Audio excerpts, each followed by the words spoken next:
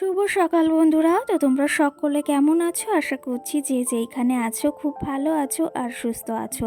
আজ নতুন আরও একটি ভিডিও তোমাদের সকলকে অনেক অনেক ভালোবাসা জানাই। আজকে হলো সোমবার আর এখন ঘড়ি কাটাতে সময় হয়েছে ওই সকাল 6টা। তো আজকের ব্লগটি আমি এই সকাল 6টা থেকেই শুরু করছি তোমাদেরকে সাথে নিয়ে। আশা করি আজকের ব্লগটি তোমাদের খুব ভালো লাগবে। তো চলো তবে দেখতে থাকো। আজকে না সকালে ঘুম থেকে উঠেছি ওই 5:30টার সময়। আর ঘুম থেকে উঠে মোবাইলে একটু এডিটিংয়ের কাজটাও বাকি ছিল, সেটা সেরেই বাইরে বেরিয়েছি। আর বাইরে বেরিয়ে টুকিটাকি অনেকটা কাজই কিন্তু সেরে নিয়েছি। অনেক কাজ বলতে ওই যে উঠানটাকেও ঝাড় দিয়েছি, কারণ কালকে যে ঝড় বৃষ্টি হয়েছে আর তোমাদের তো সেই দৃশ্যটা দেখিয়েছি। আর তারপরে যে কি পরিমাণে ঝড় বৃষ্টি হয়েছিল, আর ঝড় বৃষ্টি হলে তো ঘর বাড়ির যে কি অবস্থা হয় সেটা আর বলে কি বোঝাবো। একটা কথা কি জানো তো, এই ঝড় বৃষ্টি হলে না বাড়ির বউয়ের কাজ কিন্তু আরও দ্বিগুণই বেড়ে যায়। সত্যি কথা বলতে এই উঠোন ঝাড় দিতে দিতেই কিন্তু সারাটা দিন মনে হয় চলে যায়। আর সেই ক্ষেত্রে আমার উঠানটা কিন্তু অনেকটাই বড়।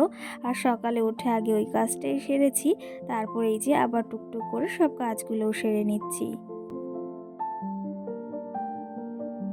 এর মাঝে স্নানটাও সেরে এসেছি, ঠাকুর পুজোটাও দিয়ে এসেছি। আর ওই যে কালকে কটা পুঁটি মাছ পেয়েছিল, সেটা দিয়ে রাত্রে যদি ওই যে পাতুরি করেছিলাম। আর ওই যে সঙ্গে ছিল কই মাছ, তো তিনটে ছিল, একটা না চলে গেছে।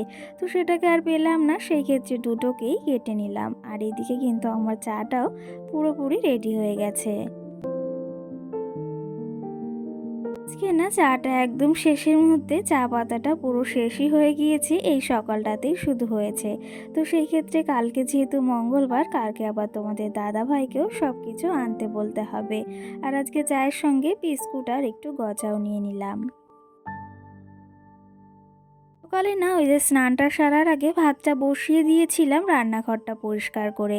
আর ভাতটা যদিও চায়ের আগে হয়ে গিয়েছে, সেহেতু এখন একটু চাপটা কমই রয়েছে। আর আজকে না একটু স্পেশাল জিনিসও রান্না করব।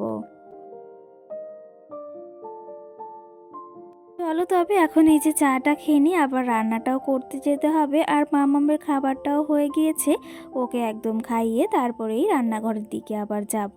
তো চলো এদিকে জানলাটাও একটু খুলে দিই। আর আজকে না একদমই মেঘলা মেঘলা ওয়েদার, সেটা তোমরা হয়তো দেখেই বুঝতে পারছো।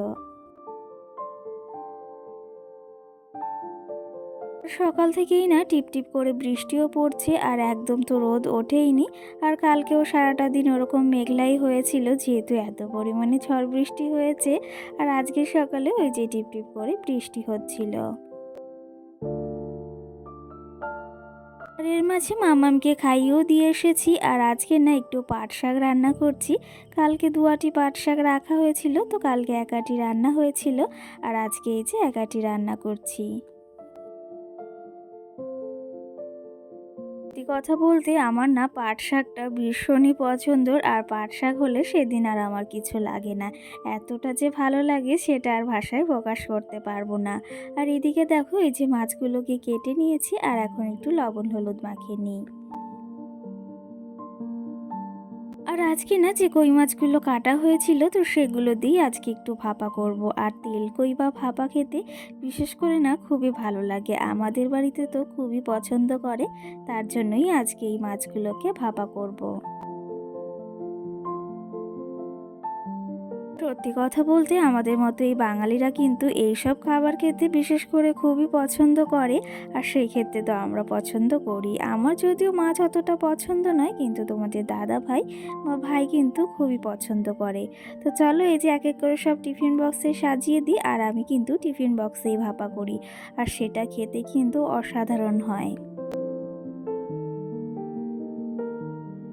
আজকের ভিডিওতে কিন্তু তোমাদের সঙ্গে রান্নাবান্নাটাই বেশি শেয়ার করা হচ্ছে। তো কিছু মনে করো না এতে। আর রেসিপিগুলো যদি জানতে চাও অবশ্যই কমেন্ট করে জানিও। আর ওপর দিয়ে একটু টমেটোও দিয়ে দিয়েছি, দেখতে দেখো কতটা সুন্দর লাগছে। এদিকে পুরো সাজানো কমপ্লিট, আর এখন টিফিন বক্সের মুখটাও আটকে দিলাম। আর এইদিকে এই যে দেখো কড়াইতে যে পাট শাক রান্না করেছিলাম না, তো সেই কড়াইতে একটু জল দিয়ে এখন ভাপাটাও বসিয়ে দিলাম। এর মাঝে এই যে মাম্মামের আপেলটাও সিদ্ধ করতে হবে, সঙ্গে লেবুর রসটাও করতে হবে। আর কালকে না মাম্মামের শরীরটা একদমই খারাপ ছিল, একদম বলতে কালকে না দুপুরের পর থেকে ওর প্রচণ্ডই জ্বর এসেছিল।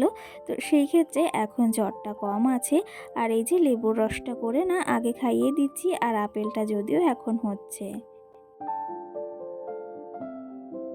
আর এই যে এদিকে মাছ ভাপাটাও প্রায় হয়ে গিয়েছে, আর এটা না লো ফ্লেমে অনেকটা টাইম, প্রায় 1 ঘন্টা মতো এখানে কিন্তু রান্নাটা করেছি। আর সেটা কিন্তু একদম পুরোপুরি ভাপা হয়ে গিয়েছে, আর গ্যাসটাকেও কিন্তু একদম বন্ধ করে দিয়েছি। প্রতিদিনের মতো আজও তোমাদের এই কথাটি বলবো, যদি তোমাদের আমার ভিডিওগুলো ভালো লেগে থাকে তাহলে অবশ্যই লাইক কমেন্ট করে আমার পাশে থেকো। যদি আমার চ্যানেলটিকে সাবস্ক্রাইব করতে ইচ্ছা হয়, সাবস্ক্রাইব করে পাশে থাকা বেল আইকনটিও প্রেস করে দিও।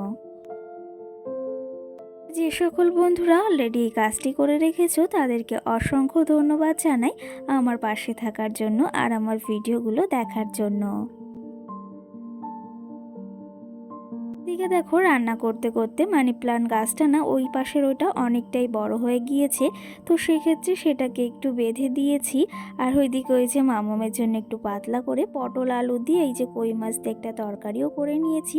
আর এদিকে আপেলটাও দেখো পুরোপুরি রেডি হয়ে গেছে।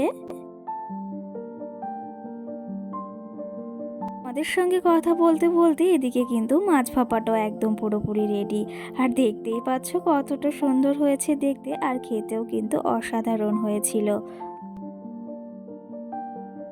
একটা কথা কি জানো তো বন্ধুরা, শ্বশুরবাড়িতে আজকাল যুগে কিন্তু মন পাওয়াটা খুবই কঠিন। তো সেই ক্ষেত্রে যদি তুমি তোমার স্বামীকে নিত্য নতুন রান্না করে খাওয়াতে পারো, তাহলে কিন্তু এর থেকে ভালো আর কিছুই হতে পারে না।